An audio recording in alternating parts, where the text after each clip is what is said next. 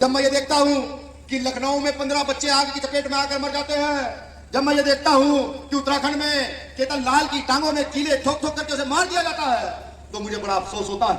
मैं ये सोचता हूँ कि आखिर ये कब तक रहेगा। मैं ये सोचता हूँ कि कब तक होता रहेगा।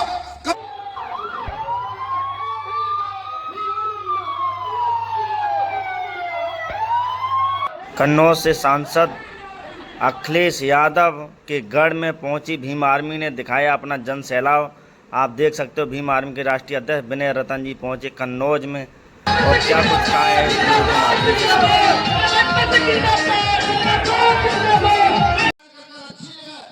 साथियों, मैं इस वक्त जो है कन्नौज के तिरवा में अभी मौजूद हूँ। यहाँ पर विनय रतन जी पहुँच चुके हैं मंच पे, आप देख सकते हो।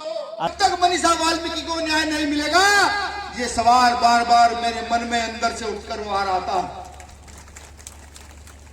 फिर मेरे समझ आता है कि भी हमने डॉक्टर बाबा साहब अम्बेडकर के पद चिन्हों पर चलना शुरू नहीं किया, अभी हमने बाबा साहब अम्बेडकर को नहीं समझा। अगर हम बाबा साहब अम्बेडकर को समझ जाते तो आज इस देश के राजा होते, आज इस देश में किसी बेटी का शायद बलात्कार ना हो रहा होता, न्याय अत्याचार शोषण हमारे साथ हो रहा है शायद वो ना हो पाता। अगर हम बाबा साहब अम्बेडकर को समझ जाते तो यहाँ जो उत्तर प्रदेश के अंदर बैकलॉग खाली है वो भर दिया जाता।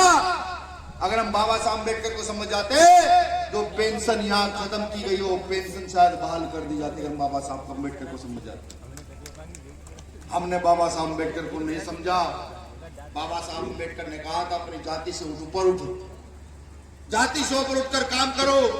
मैं तो दलित समाज के लोगों को भी कहता हूं कि तुम आपस में जातियों में लड़ते हो। चमार धानुक से लड़ता है, धानुक कठेरिया से लड़ता है, कठेरिया वाल्मीकि से लड़ता है, वाल्मीकि धोबी से लड़ता है, धोबी खटीक से लड़ता है, खटीक पारसी से लड़ता है।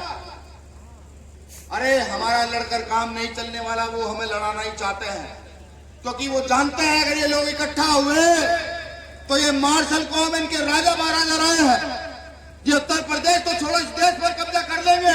वो जानते हैं इस बात को, इसलिए वो हमको आपस में लड़ा करके रख देना चाहते हैं। समझो, समझाओ, पढ़ा लिखा युवा घर घर तक जाए, जाकर बताए कि हमारा काम आपस में लड़ना नहीं, हमें तो एकजुट होकर बंद मुट्ठी होकर खड़े होकर के देश की राज सत्ता को अपने। कोई डॉक्टर भी बनना चाहेगा तो शिक्षा फ्री कर, कोई इंजीनियर भी बनना चाहेगा तो शिक्षा फ्री कर दी जाए। तो मैं यही निवेदन करता हूँ कि इस प्रकार का भारत हम चाहते हैं, इस प्रकार की तरक्की हम चाहते हैं, और ये काम कोई अम्बेडकरवादी कर सकता है और किसी के बस का ही काम नहीं है। और यहाँ मेरा छोटा भाई सूरज खड़ा, हो सकता है ये आने वाले समय में यहाँ से संभावित प्रत्याशी आपका हो सकता है। लोकतंत्र, ये लोकतंत्र है। अगर सूरज को मौका दिया गया पार्टी की तरफ से तो इसकी शकल याद रखिएगा।